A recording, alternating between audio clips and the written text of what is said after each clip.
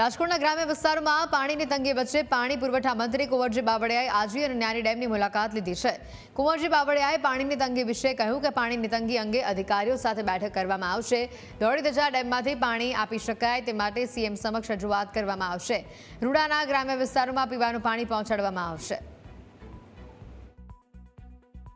ખાસ કરીને રૂડા વિસ્તાર કે રાજકોટના આજુબાજુના ગ્રામ્ય વિસ્તારમાં ક્યાંક પીવાના પાણી માટે દર ઉનાળે આ સમસ્યા ઊભી થાય છે।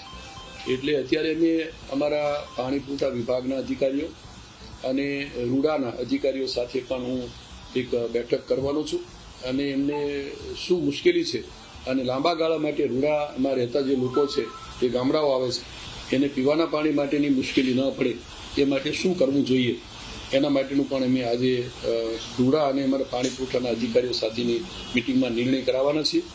આમાં મુખ્ય આજે રાજકોટની મુલાકાતના મારા બે ઉદ્દેશો હતા। એક તો પીવાના પાણી માટે રાજકોટની જનતાએ કોઈ ચિંતા કરવાની જરૂર નથી। માનનીય મુખ્યમંત્રી આદરણીય ભૂપેન્દ્રભાઈના આ ધ્યાન ઉપર મેં મૂક્યું છે। 1-2 દિવસમાં જ મંજૂરી લઈ અને પાણી અમે ધોળીધજા ડેમમાં ત્યાંથી ઉપાડીને ફરી પાછું બંને સૌની યોજના મારફતે આજી 1 અને ન્યારી 1માં પાણી નાખવાનું શરૂ કરશું। એટલે પીવાના પાણી માટેનો રાજકોટની જનતાએ કોઈ ચિંતા કરવાનો સવાલ નથી।